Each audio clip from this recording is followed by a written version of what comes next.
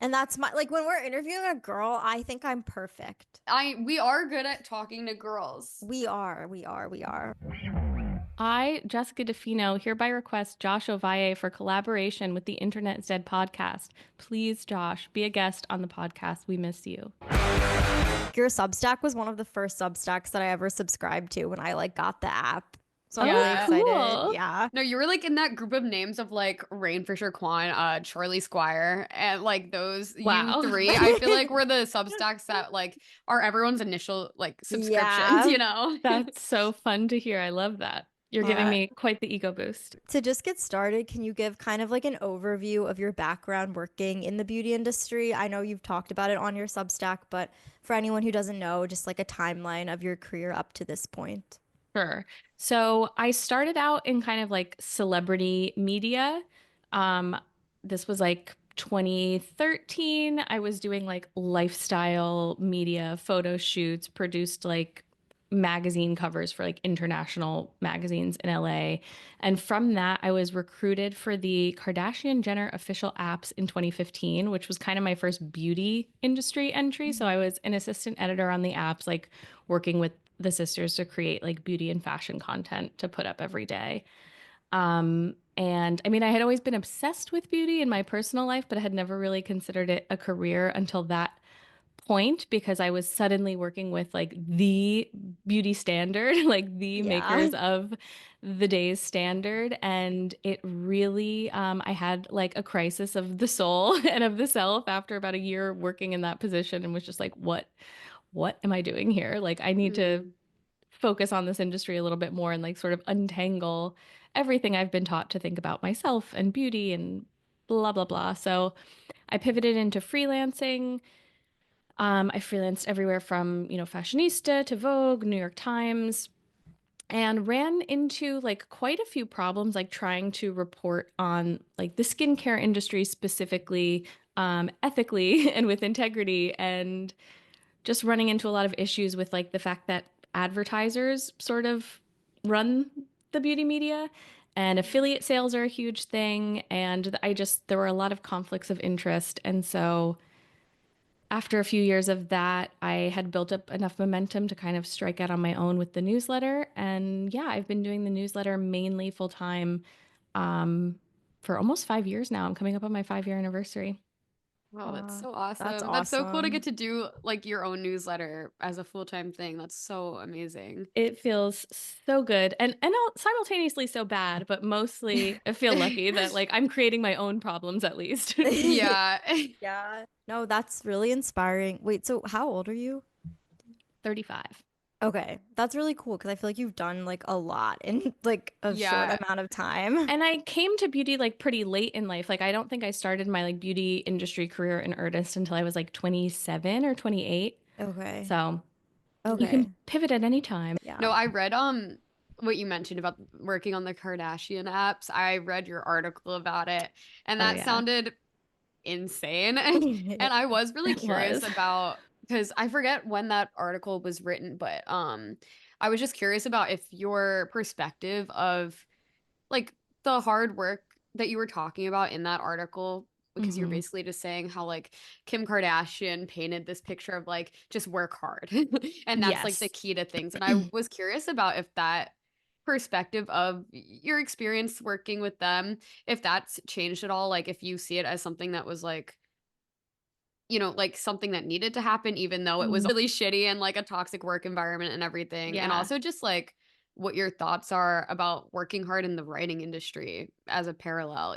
I know that's like not comparable, but No, these Yeah. are great questions. Yeah, I wrote that article for Vice about working for the Kardashian apps, which were run through like a third party. It was through this company called Whale Rock Industries. So I wasn't like directly employed by them. But yeah, after Kim Kardashian made these comments like nobody wants to work anymore, just get your ass up and work. I work hard. I wanted to write about my experience, which was one of working extremely hard, like 24 hours a day, 7 days a week, like sleeping in the office overnight sometimes before we had officially launched the app. And I think I made $35,000 a year. Like that was my salary. And in living in Los Angeles, that's, I mean, almost Yeah. unlivable. Like I was shopping at the Yeah. 99-cent store for groceries and like feeling like grateful to do it in this sick, twisted way of just being like, well, the exposure will be enough. This proximity to these women will be enough. And after, you know, months and months and months of that, you start to realize, and I mean, not just months and months and months, that had been my whole career up until that point, was like interning for free for years to do the things I wanted to do and working retail on the side or, you know, things like that. And I got to this point where I was like, I'm like 27, 28 years old. Like, it's not getting better. I've been like working for free or minimum wage for like 10 years at this point, and it doesn't seem to be improving my financial situation if I was sort of getting closer to, you know, glossier seeming jobs, you know? Mhm. Hmm. Um, I guess in a way, I do think like working for that company is probably partially responsible for the career I'm able to have now. When I decided to go freelance, it was really beneficial to have their name on my resume and to have this sort of like high profile job and to show that I could handle the stress of like writing for the most famous and picked apart women in the world, which definitely helped in like other media situations. So it's kind of hard to say. Like I would love for us to live in a world where that kind of like low paying constant work isn't required in order to be able to build a career, but like I did get the clout out of it. I did Yeah. get the clout. Yeah. No. Yeah, and then as far as like writing, yeah, it's just like a very different type of hard work, you know. I'm sort of responsible for my own working conditions, which like I don't think I've eased up on myself at all. Mhm. But there's definitely like a freedom in that, you know. Yeah. Yeah. No, I feel like with creative jobs, especially, there's such a like you take what you can get kind of stigma around it. And Mhm. so, like, if it's, and so you'll be working like so many hours for a low paying job, but it's the fact that you have the job itself is like supposed to be what's the payoff, Yeah, you know? Mhm. completely. Yeah, and hard work I think is just like that's been fascinating me recently a lot because I feel like I've Yeah. just been like contemplating what is like right and what's worth it, and it feels like you're always, if you're doing something you love, even when you get the thing, it feels like this like never ending like hustle, I guess. And it's just interesting of what is right, what is a good Right. working situation. I don't know, pursuing something you love and then it turning into a like full-time job is like, I don't know, just all of it is very conflicting to me as a young person. Yeah, Yeah. that was like one of my other issues while I was working for the apps was I wasn't making enough money, so I was freelancing on the side. And I guess that was like in my contract as something I could not do, which I didn't really realize at the time. And I like got called into the office and reprimanded for freelancing and supplementing my shitty, shitty salary. And they basically said, like, you can only do this if we pre-approve the project. So it That's was like crazy. there were Yeah. so many ways that this particular position was like, no, you're not allowed to actually work as hard as you want to work. You just have to accept what we give you. And then as you're talking, I'm like really seeing the parallels to, you know, work and beauty work. And I think that was part of my like crisis working for these apps was seeing all of the effort that went into image making and finally having this realization of like, what is it all for? Like, Mhm. these women were the ideal that everyone else was being measured against, and they were setting the trends and they were launching the beauty lines. And it seemed to me that they were never satisfied. Like, there was never going to be an end point where they could say, okay, I've done it. I'm beautiful. Like, it just never stopped. And there was always like from my perspective, a sort of emptiness to it. And I could feel that in my own life too. And I think we can like draw those parallels between beauty work and between just like hustle culture in general, where Mhm. we're so conditioned to find some sort of like worth in the work Hmm. that you don't stop to ask, like, okay, wait, what's the end goal? What is this all for? What is supposed to happen? Like, when I reach this end point, is there an end point to reach? Yeah. Do you feel like that, like working on that app was like the impetus and like the thing that like kind of just drove you into wanting to deconstruct the beauty industry and just like leave it behind? Or was it like more of a gradual over time build up? It was definitely gradual, and I will say the thing that like forced me to look at the work I was doing on those apps and beauty culture in general and just like the messages that are perpetuated through the beauty industry was like kind of my own vanity. Like I was on the receiving end of a lot of free products at that job, and so I was using more skincare products than I ever used before and better one, like more expensive ones, and I ruined my skin barrier. None of them worked for me.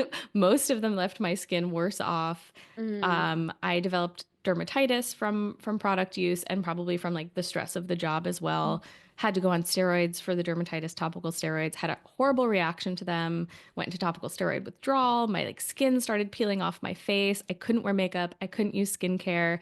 And I was just like, wait, I actually feel like a worthless piece of garbage human that doesn't deserve to be seen or be out in the world when I don't feel like I've been able to present myself the way I want to present myself. And this, something is wrong here. Like, if I don't have anything else in my life that makes me feel worthy of a place in the world, I have made some major mistakes. And so it was like the combination of the vanity and then starting to reconsider like, wait, what do I think I know about beauty? What is it supposed to get me? Is it actually getting me those things? And learning more about like beauty culture and feminism and politics and beauty and all of that. And skincare, like figuring out how to treat my skin was a huge impetus here. mm, And slowly realizing, oh, wait, everything I thought I knew from reading like Vogue or Cosmo or whatever Allure magazine is actually bullshit. And my skin needs like very little to be able to function. And that's what I've been doing wrong. So I feel like I was radicalized in all of these tiny little ways in a very gradual it was a very gradual shift. mm. No, and Yeah. that's so interesting about skincare because I feel like that's something I have slowly realized too of like using like one thing is Yeah. probably the best for you.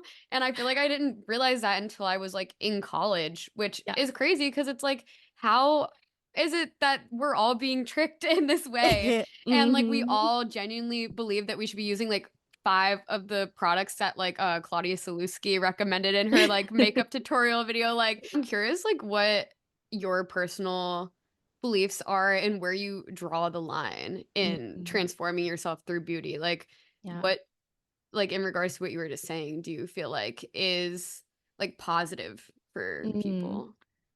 I mean, so I think there's like so many things that we mean by beauty when we use the word beauty, and most of it is actually appearance, and then most of it is actually like manipulating your appearance in service to some beauty standard or appearance ideal that is not actually like beneficial to human flourishing.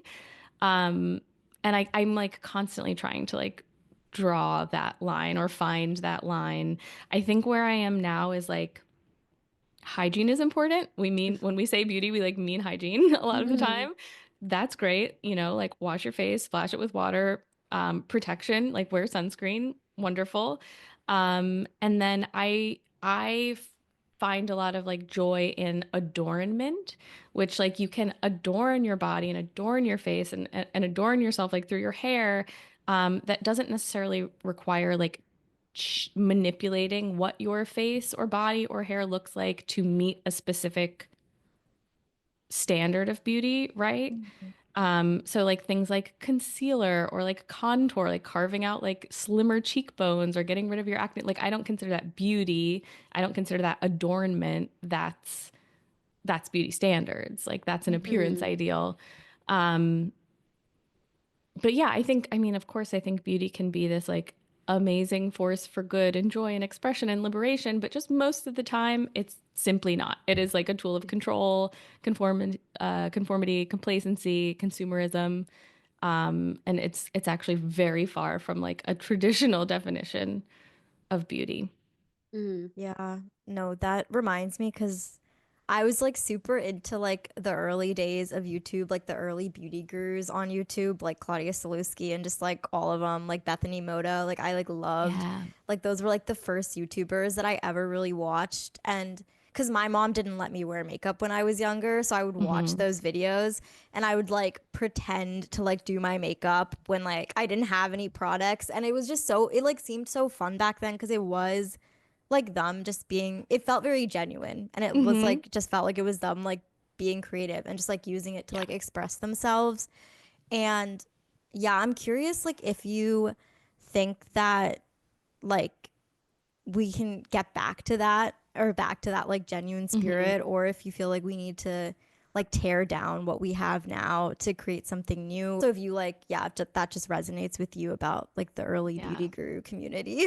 Yeah. I mean, there's so much there. I think I don't know if we can get back. I think we're at a like very fraught place in American politics specifically, which of course informs American beauty Yeah. and Mm, women's beauty in particular, and how we feel about ourselves, and what we think like I guess something I struggle with is like, what is the starting point? Like, a lot of beauty behaviors can make us feel better because beauty culture has made us feel so bad.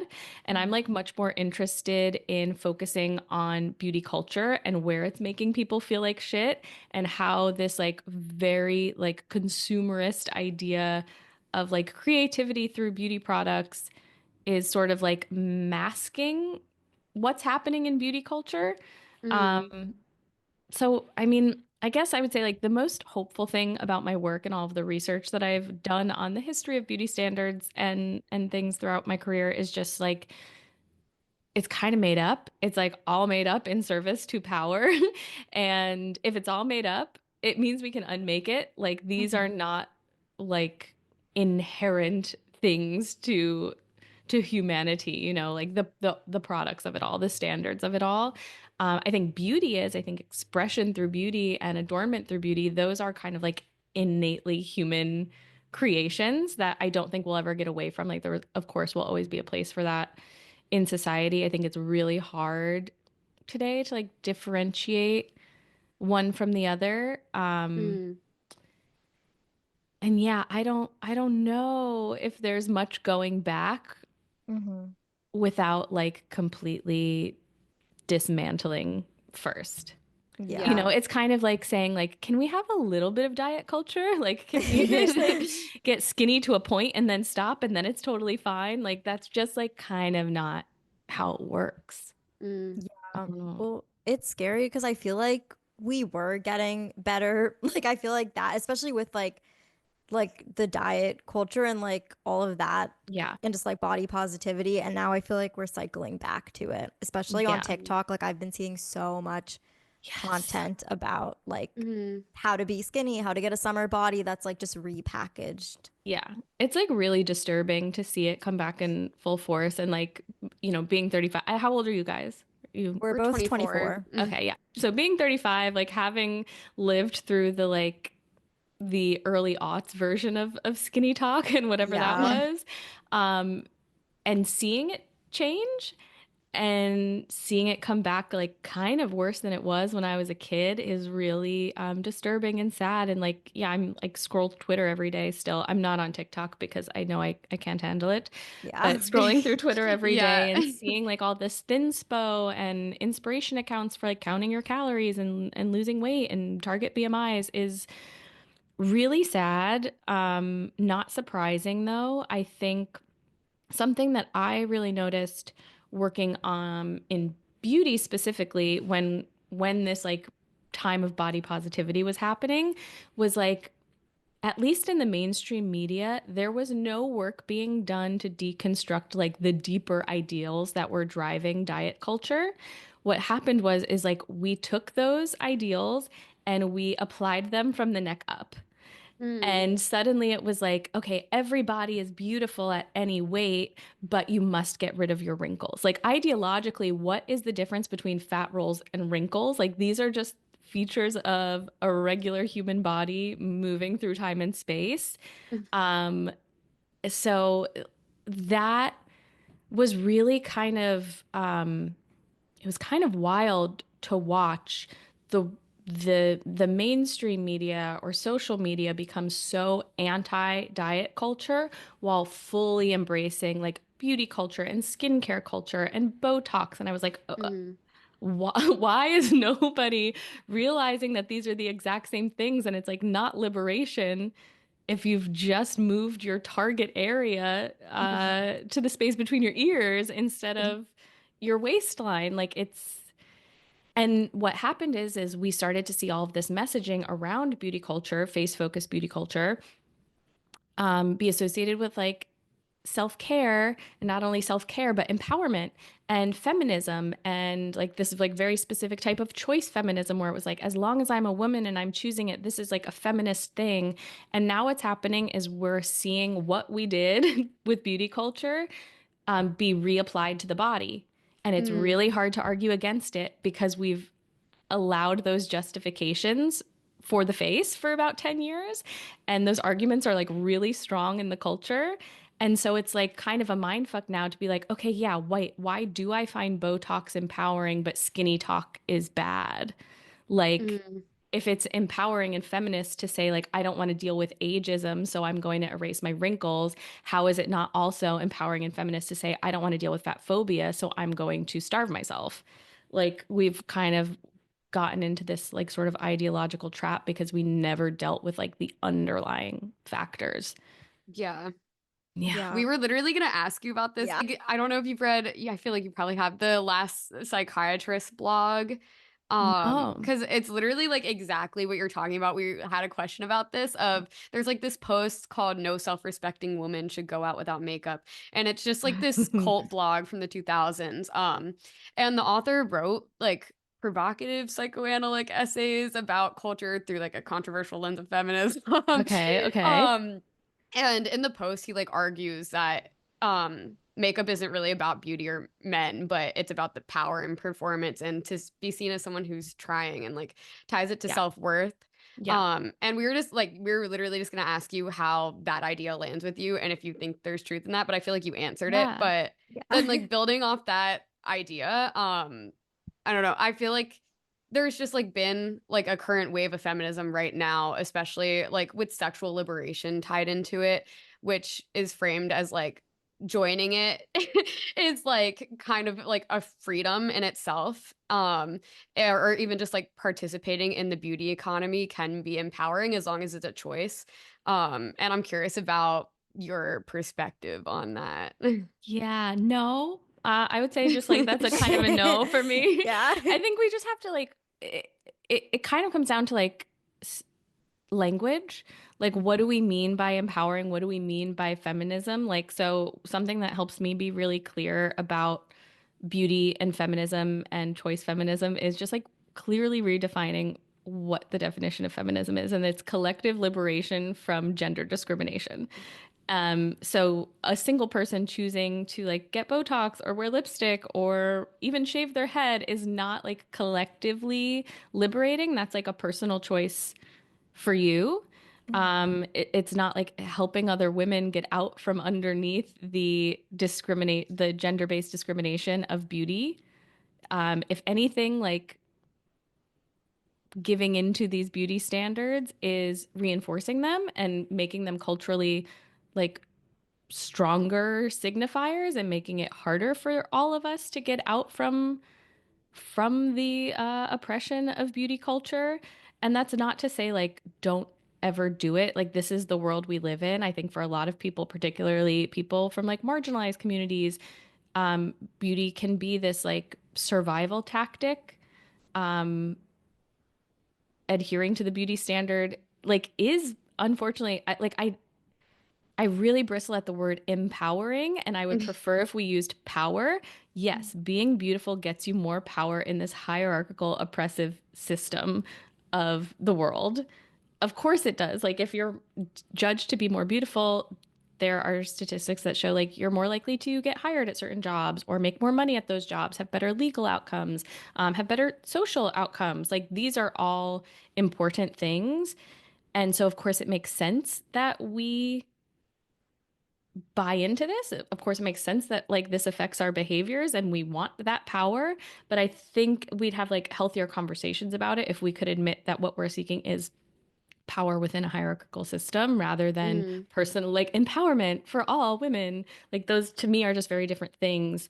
And we're getting really confused. Like I get confused just Yeah. talking about it myself, like honestly, you Yeah. know? Yeah. No, it's like a really confusing thing. And then I feel like all the discourse online doesn't help. It just makes it more Yeah. confusing because everyone's Yeah. saying like 1,000 different things that all contradict themselves of like what is liberating, what is powerful, what is Hmm. like beauty standards, like just everything. And it just And I feels like it's think all like a words. good example too is like it's also just like kind of situational. Like I like to say like beauty is a tool like any other. You can use it for like empowering, liberating, like to empowering, liberating ends, and you can use it for destructive ends, like a hammer. Like a hammer can build a house or it can like bash someone's fucking head in. Like beauty can be the same. Like I think a lot of the tools that we like call beauty, but again, might be better described as other things. Like in the case of like gender affirming surgery, like I might call that healthcare rather than beauty. And of course, that's Mm. like a blurry line, but like a lot of the surgeries that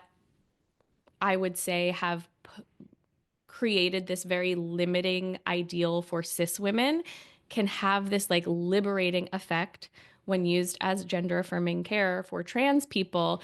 And you're using these tools to rebel against like a very strict, like sort of binary idea of gender versus using these tools to adhere to a very strict binary of gender. So there's like you can use the same things in different ways to different Mm. ends and it sort of changes the like cultural resonance of that thing, I guess is what I'm trying to say. Mm. Mhm. Yeah.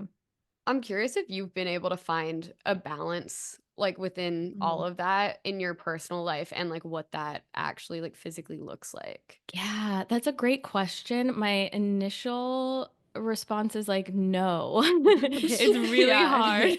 I Yeah. will say like I mean, I used to be very obsessed with beauty. I like wouldn't leave the house if I didn't have a full face of like foundation, concealer, powder, eyeliner, mascara. Like I would draw on a Marilyn Monroe mole with liquid eyeliner every day, like long wear lips. Like it was a lot.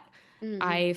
I could not leave my house if I was not like that. And so I've done a lot of work over the past 5 to 10 years to really limit how much I need in order to feel like I can be in the world.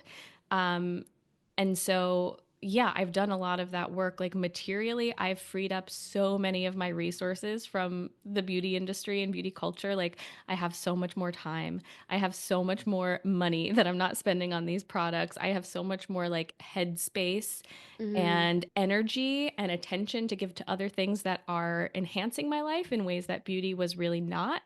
But at the same time, I wouldn't say that I've like I still feel like shit most of the time. Like it's not like, Yeah. oh, I'm so beautiful now naturally with nothing. Like I don't feel like that. And I actually don't think that that's like a helpful goal. I hate the like everyone is beautiful kind of thing. Like no, I just like wish that our focus could not be on feeling beautiful and just like still feeling like a worthy human being, even if you're ugly. Yeah. Mm. So like I would say, yeah, I don't feel like great in my body. I don't like love my face. I don't feel beautiful. I still struggle with all of those things. And I've gotten to a place where like my actual material resources are no longer tied up in this industry and I can use all of that time, money, energy, attention, headspace on things that I find more fulfilling. Mm. Yeah. This is kind of commenting also on something Samira you were talking about earlier, but that just reminded me of like because I like go back when you say that and I start thinking about like where it's come from and it is interesting like thinking just like as a child like the example that you gave of like watching YouTubers and like seeing them do makeup and then as a kid you're like you don't even have makeup but you're pretending to do it and it's like that's what you've been like kind of like taught to think is normal. It's just so Yeah. interesting because I like also remember being like a kid and not being like, why do people want to wear makeup? I don't get it. And then like something switches and you're stuck there forever. It's like boyfriends. When you find out about a boyfriend, you can't go back. You can't No, unknow a literally. boyfriend. Yes. Yeah. That's so No, true. it's so weird because I remember like I didn't even know what any of like the makeup was, but I just remember thinking, I think it's also just like, especially watching girls do their makeup on social media, and I still have it now where I do it, where I Yeah. see them, and I think it's not even the fact that they're like doing their makeup, but it's just like the persona that they're presenting Mm, online is something that you want to be or Yeah. achieve. Like when you're watching like Claudia Slutsky do her makeup, it's like because you want to be her in a way, you know? yeah, Or at you're least just that's how I admiring am. her. Yeah. Yeah. Yeah, Yeah. completely. And then it's like beauty is such a huge part of identity. Hmm. And so, of course, it's like if there is some part of you that's like, oh, I want to be her, here are the tools. She's giving you the tools to be like her in a certain way. And it seems like very easy and you don't even think about it. I also like there's so much like ambient beauty influencing happening online now too, where like I feel like it's just kind of a social media trope for a woman to be like doing her makeup or her skincare routine while she's talking to camera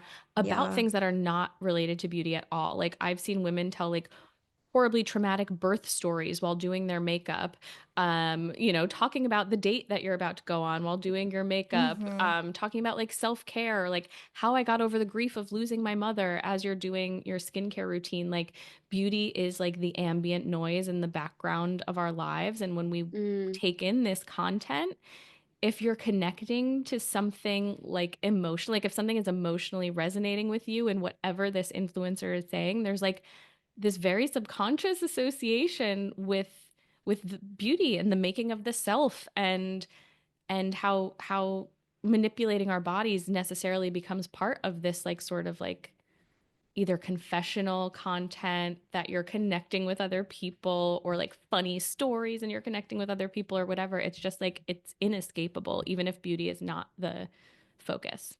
mm, Yeah. No, that's yeah, a really good way of putting it. I feel like that's exactly yeah. what I was like trying to like describe because I was like, what is it when I'm watching like a girl get ready to go out and she's doing her makeup, but she's just telling a funny story, but she like Yeah. is She just so like seems confident and appealing. funny. Yeah. Yeah. And it's like that's what I want to give. Like I want to be confident. I want to be Hmm. funny. Like that's There's how you something achieve similar with it. like fashion too, I think a little Yeah. bit, which Hmm. like I'll watch, like I feel like I don't go on TikTok a lot because it makes me crazy, but when I Yeah. am on there it's like all just pretty girls because I'm like, hi, I want to be you. And that is just like a really interesting thing because I think the same thing applies there too. Yeah. Completely. Mm. I did like also just want to ask about social media in general because like you're like being like 35 and seeing kind of like the rise of these different social media platforms while at the same time working in the beauty industry. I'm curious just how you've seen it shape beauty culture and if there's like positives to it that you have seen. It's really interesting. I mean, of course, it has shaped beauty culture like so much. I Mm-hmm. would say there's like very little about modern beauty culture that hasn't been like touched by social media, informed by social media. Like, obviously, Instagram phase is a great example of this.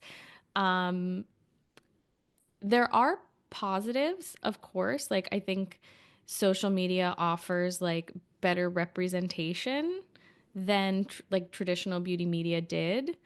Um, And so I think a lot of people love to point to that as like one of the great things about like social beauty and how it's changing things for the better because we see more types of people.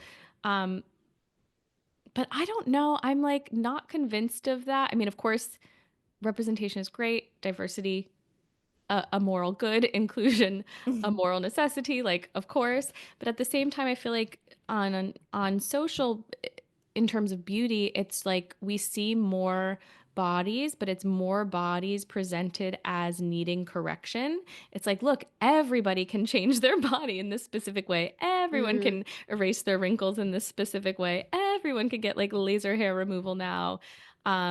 And so there's this really interesting tension between seeing yourself reflected back at you in this like huge range of people that you can connect to on social media that you couldn't before in any sort of beauty content, and also seeing those people who look like you or you relate to using that platform to manipulate their bodies to be closer to whatever beauty ideal that they are attempting to meet, you know? So it's Mm.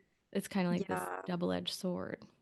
No, Mm. that's really interesting because yeah, I remember being younger and seeing just like seeing like skinny white like blonde girls in media, and they would be selling a product and I would be like, okay, well, even if I buy that product, there's no way that I'm gonna achieve what they're looking like. But Yeah. now it's like, yeah, representation, so like everyone is selling products and it's like, okay, well, Yeah. you can like achieve that look, you I know. see myself Mm. reflected in all of these people who hate their bodies but are saying Yeah. they love Yeah.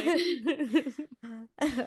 In that Oh, same vein, how have you seen Substack change since starting Ooh. and like just writing and just as a platform, as a social media in general? Yeah, I mean, obviously it's a lot more saturated than when I started. There have been so many updates and changes. I think a big one was like the inclusion of notes, which is like Substack's Twitter-esque Mm. feature. mhm.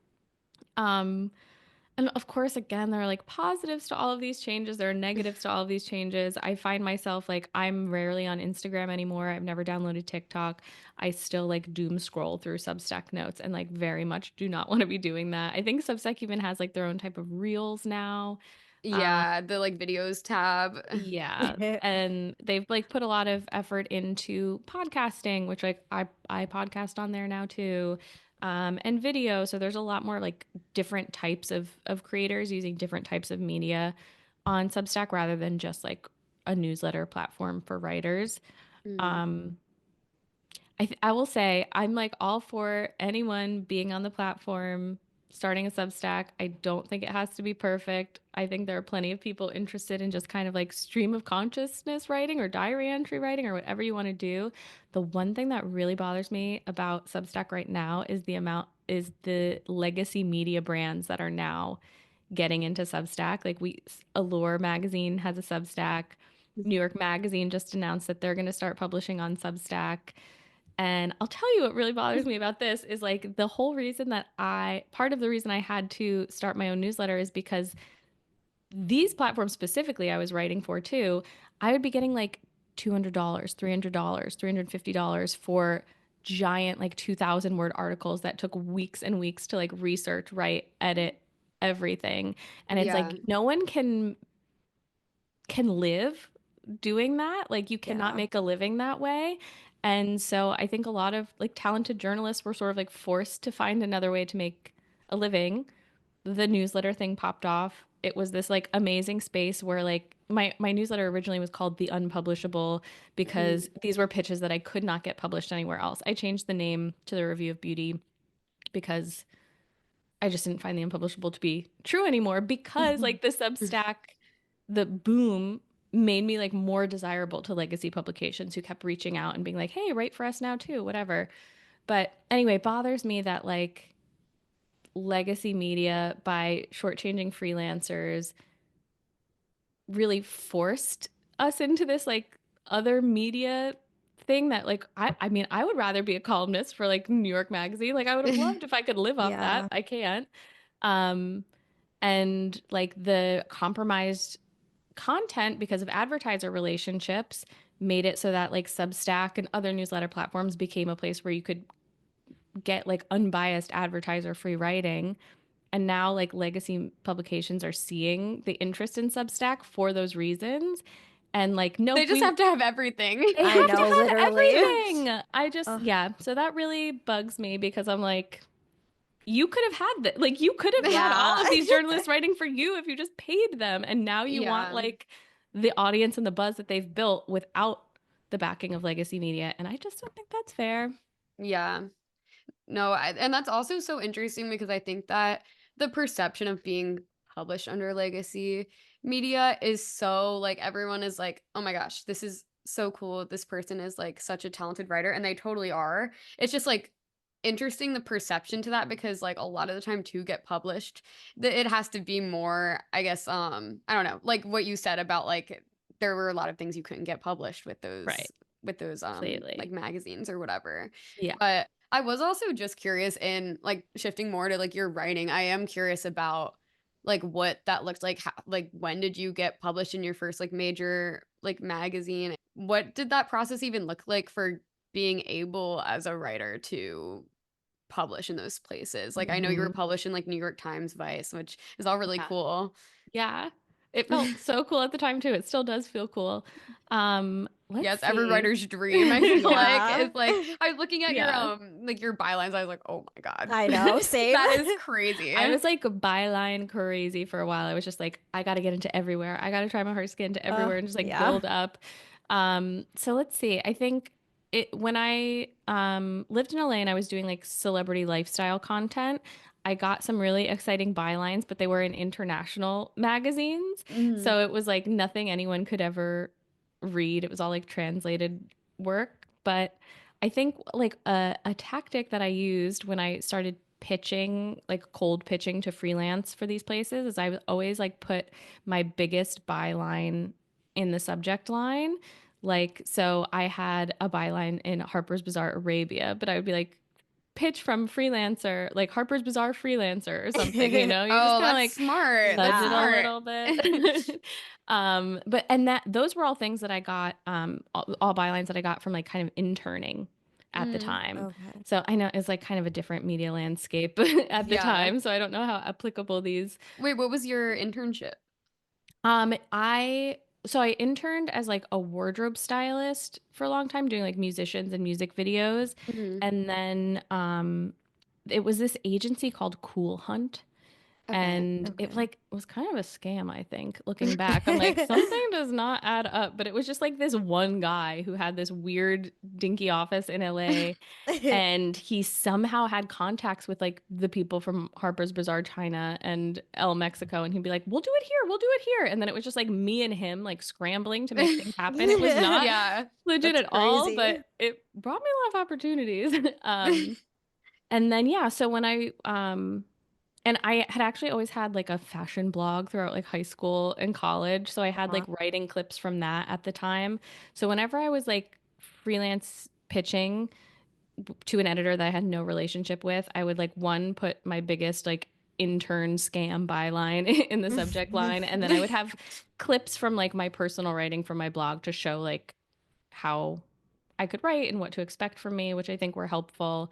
And then I got my first like freelancing break because at the Zoe Report, because it turns out the like managing editor of the Zoe Report at that time, who was hiring for a beauty writer, was best friends with my childhood best friend in college and like recognized my Whoa. name. So it was like a total freak accident. Whoa, that's so cool though. I It was love Yeah. so like everything cool. like that always feels very Yeah, purposeful when there's like Yeah. some connection that's weird like that. exactly. And yeah, it was just like a bunch of like little weird things like that. But I've always been very good at like making myself sound cooler than I am in an email and I feel like like blowing that's up the a trick little to bit. everything. Yeah, But the thing is that at a point it's like you're not actually doing that because you are just cool. Yeah. Like you Oh, have done cool things. And that's like yeah, funny that we think of it that way. Cause I think yeah, of me doing that too with emails. And I'm like, yeah. yeah, I'm just like exaggerating, but I'm actually not exaggerating. I've Yeah. done all these things. Yeah, no, it's so true. And then yeah, I mean, I think it's just, you have to have good clips. Like one thing I've always been very proud of is I'm like obsessive about editing my own work. So when I send a Mhm. draft to someone who's never worked with me before, it's like completely clean. I want them to have to do as little to it as possible. And I've like in the beginning of my career, I always got really great feedback on that. Like editors loved working with me because I put that attention in beforehand. And I guess that wasn't the norm. I still don't know because I've always been freelance, so I don't know what kind of quality editors get, but that was always like a piece of feedback that I took to heart and was like, okay, I can never hand in unpolished copy. Mhm. Yeah. I did also see that you're working on your first book, and we wanted to ask about that. And Yeah. just the process of like doing that, and just like, because I feel like that's another thing that seems like it's like a really big thing and it's really cool. Yeah. And Yeah. just like, yeah, the process of obtaining that and what that looks like, and like getting an agent, all that stuff. Yeah, Yeah. I really selfishly wanted to Yeah. ask about the lit No, agent thing okay. because I feel like Yeah. that's no one know like At least for me, I like because we live in Philly. We might be moving. Well, Samira's moving to New York. I might be Oh. moving too. But I'm like, someone just needs to tell me how to get a literary agent, please. It's like shrouded in this mystery. Like no one wants you to know anything. No one That's wants you so to know how to get an funny. agent. That's so funny. Okay, I'll tell you my story and maybe it'll make you feel better because I really have like shit the bed with this book deal in every possible way and like somehow it's still happening.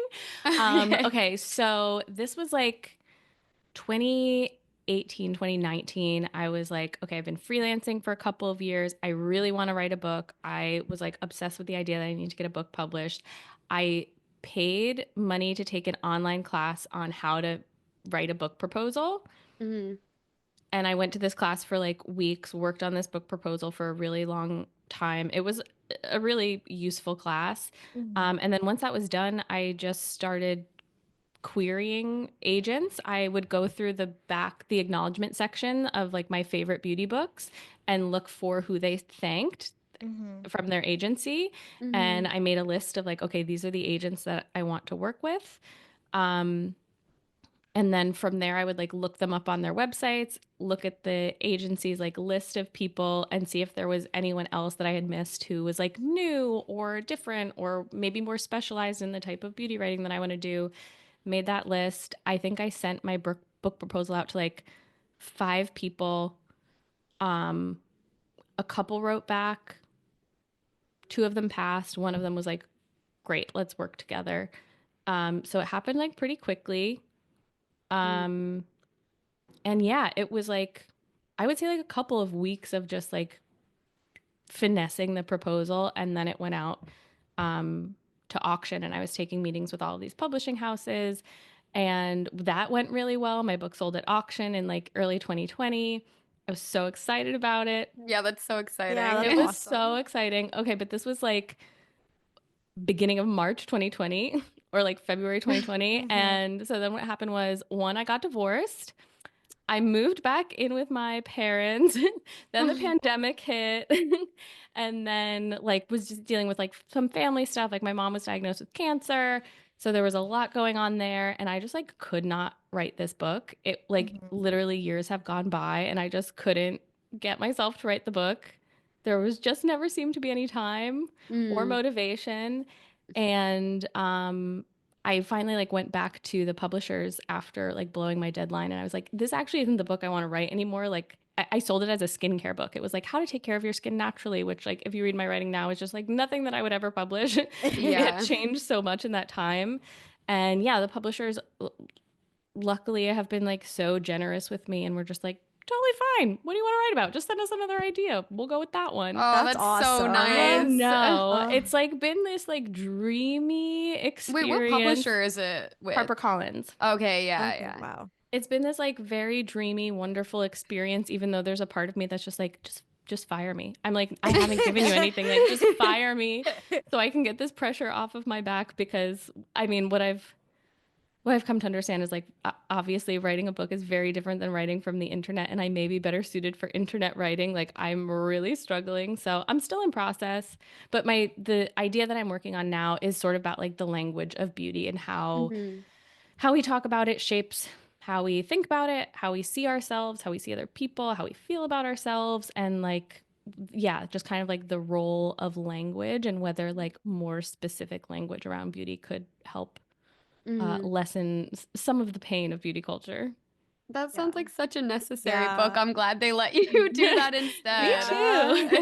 Yeah, so it's Oh, still in process. But that's so what you said cool. about like being better at internet writing, I mean, I don't even think that I feel like a lot of my favorite books feel like a long version of what I read online. So I don't Yeah. even think there's Mhm. like pressure for that, but I get Okay. that. Yeah. No, that's Yeah. helpful to hear. Well, to hear also just like how you like the process of you getting it, because I feel like that's like a normal process, of like Yeah. just Yeah. like Because most people, it emailing, seems like you really need to like get so lucky and know like know someone. somebody. Yeah. Yeah. Yeah.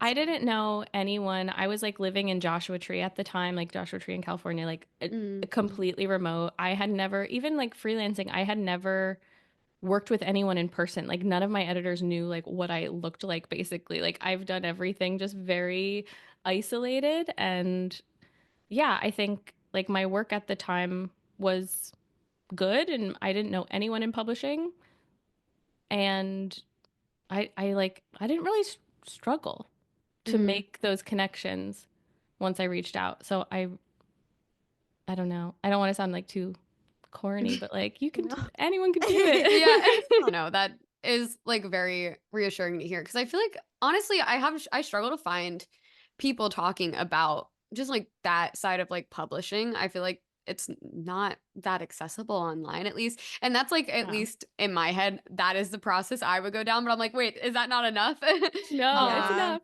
but yeah, no, that's reassuring to hear. But I was also curious, like in general with your writing, with your newsletter and also the column at the Guardian, do you like struggle to after writing for so long consistently and especially about something that you really enjoy and like feel passionately about, like do you burn out and like Mm, how do you keep on going? that's a great question. Yeah, I definitely burn out. I feel like it's kind of like the same cycle every month where like I mostly write for myself and my newsletter, which feels like less pressure.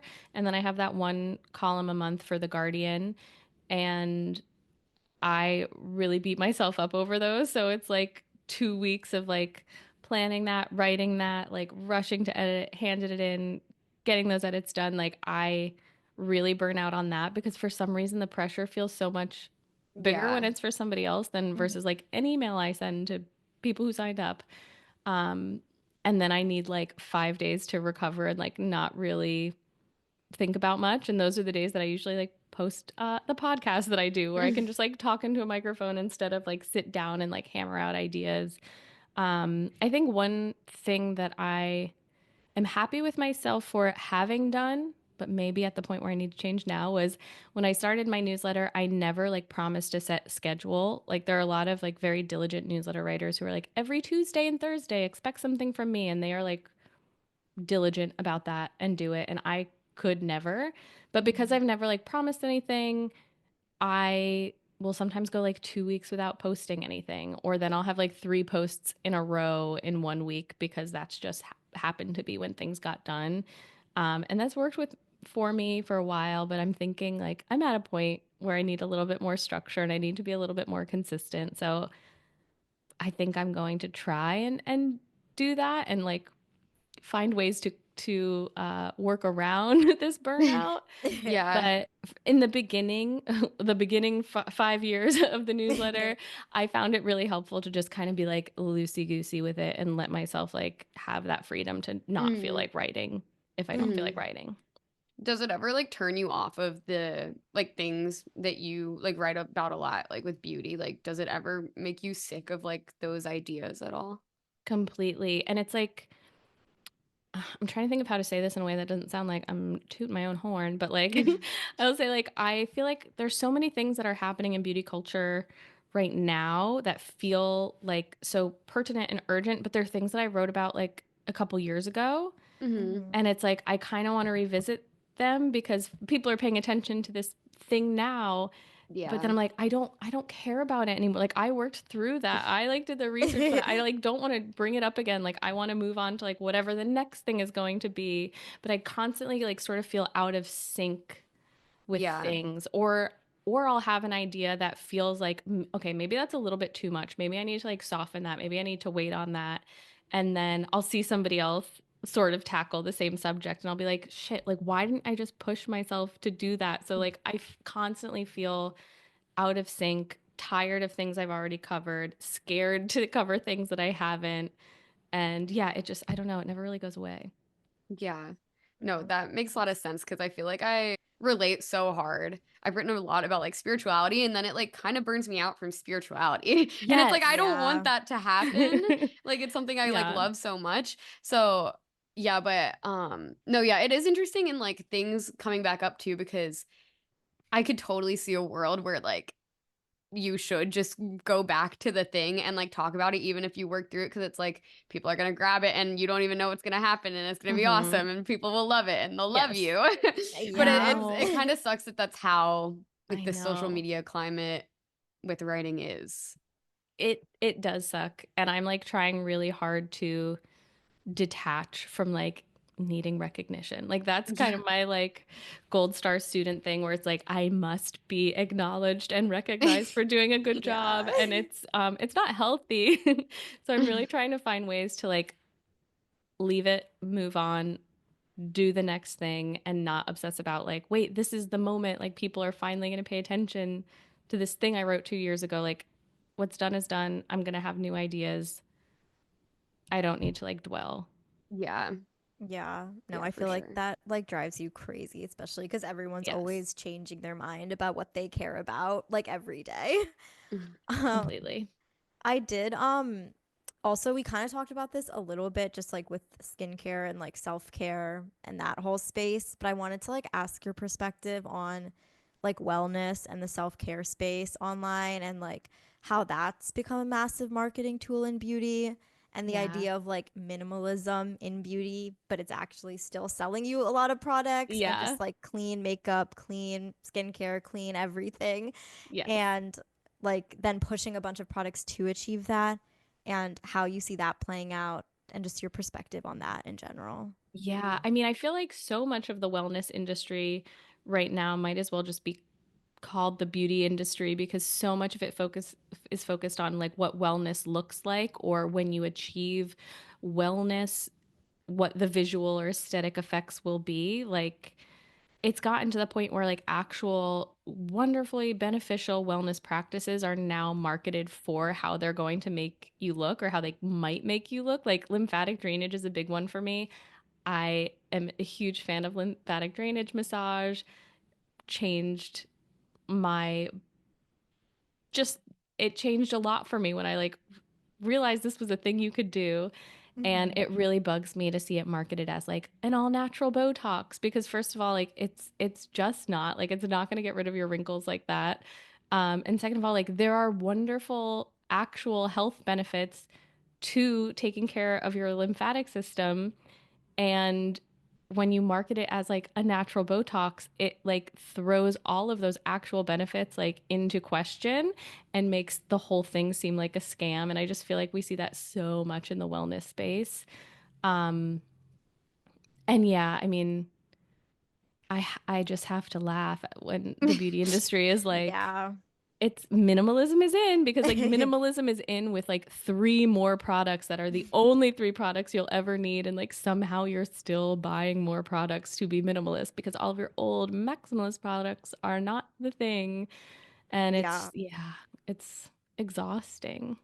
No, I feel like the wellness, like I like the Skinny Confidential, if you know, like I that pod. know of, Yeah. but I don't listen. That's like the biggest, I feel like that's who I think of when I think of like someone who's like really just trying to like sell everything for like beauty Mm-hmm. and wellness. That's like what comes to mind because they talk a lot about like lymphatic drainage and just like so many other like wellness practices like that they talk about, but they like sell so many products and like they talk about like mouth taping, like just Mm. like so like it's an insane rabbit hole to go down and it's like really scary. It is. It's really scary and then it takes these like actually great things and like turns them into just sites of consumerism. Like another good example in wellness right now is sleep. Like everyone's talking about how much the Yeah. sleep industry is going to like boom in the next year because everyone's so tired and we need all these products for sleep. And it's like, no, like The sleep the industry. the It's just a No, funny. yeah. the magic is in the sleep, but like it's not in these other things. Like you just have to go to bed. I'm sorry. Like that's Yeah. it. Like you don't need No. sleep skincare. Like sleep skincare is this huge category. It's like your skin does like incredible things overnight just because you're sleeping and not because anything's on it. Like Mm. you don't need to Yeah. buy things to get the benefits of sleep. No, that's what the mouth tape like is too, is that it's supposed to like help you sleep better. And then like they'll have like people who are like scientists and like doctors on and like medical experts, but like are they even experts? And like yeah, it's just really frustrating. It is. It is very frustrating. But yeah, as a final question, we also just wanted to ask, and this is kind of like a big question, but if you could imagine like an ideal future for beauty culture Mm. online and offline, what would that look Oh my like? God. Oh, that's such a good question. Okay, my ideal future, online and offline, I'm going to come back to just the thing that I've been obsessed with, which is what I'm working on in the book, is just like how we talk about these things. So if we could get to a place where we stop calling it the beauty industry and start calling it like the appearance industry, I think like 50% of the work that needs to get done would be getting done. Let's see. I guess I just like don't really feel hopeful about the immediate future of the beauty industry, so much so that it's like hard for me to even think of what my ideal is. Like I'd like for it to be uncoupled from feminism. Or again, just like having stronger definitions about what these things are and how they intersect. And I would love for, okay, here's one thing that I would hope for the future of online is I feel like so much criticism of the beauty industry ends up being undermined by these like, but if you like it and it makes you feel good, just go ahead and do it. It's like we get these like beautiful essays or like wonderful TikTok videos that talk about like the actual material harms of beauty culture and how it hurts like all people. And then at the end, it'll be like, but you know what? Who am I to judge? Go ahead and get that facelift at 25 if you need it. And I just like wish that we could, I like hope that we can just stop. I call it the sheep in wolf's clothing critique, because you're acting like you're really coming after this thing. And then you're just like, it's all good. Like, what if everything wasn't all good? What if some of these things were actually really harmful to us and we just like let them be harmful in the way we people talk are just about like it? afraid to say that a lot of the time. Yeah. Or like this thing of like, I'm not judging anybody. Like you are, like we all judge people. I'm sorry. That's like the human condition. You cannot, we're not going to ever get to a place where we're like not judging anybody. What we need to do is like start judging people by like their actions rather than what they look like, and practicing good judgment, sound judgment, like, you know? So I guess those are some of my hopes. Yeah. No, thank you. Yeah, it's like this disclaimer that's attached to everything. Yeah, no disclaimers. Disclaimer-free content. Thank you so much for coming on. Yeah, thank This you was so much. so nice. Thank you so much You had for so much having me. amazing, so many amazing things that you said. So thank you so much for sharing. Gosh, I'm glad. I'm glad that it worked out, and thank you so much for inviting me. Yeah, of course. We have one last more thing. Just one more. We have our guest guests. dancing. I like how we both like start like synchronously Yeah, like just explaining saying it. Yeah. I put in the chat. Basically, we just have all our guests recite a thing to get this guy on the podcast, Josh Ovalle. Josh Ovalle? Yes. Okay. I, Jessica Defino, hereby request Josh Ovalle for collaboration with the Internet is Dead podcast. Please, Josh, be a guest on the podcast. We miss you. Oh, thank you so much. Thank you. Whenever someone starts doing it, I like start smirking. I like can't stop smirking because it's just like, oh my gosh, here we go again. Yeah, I hope it works. Thank you. Thank you, and thank you for everything you said. It was really inspiring and just nice to hear. Yeah, great questions. Thank you.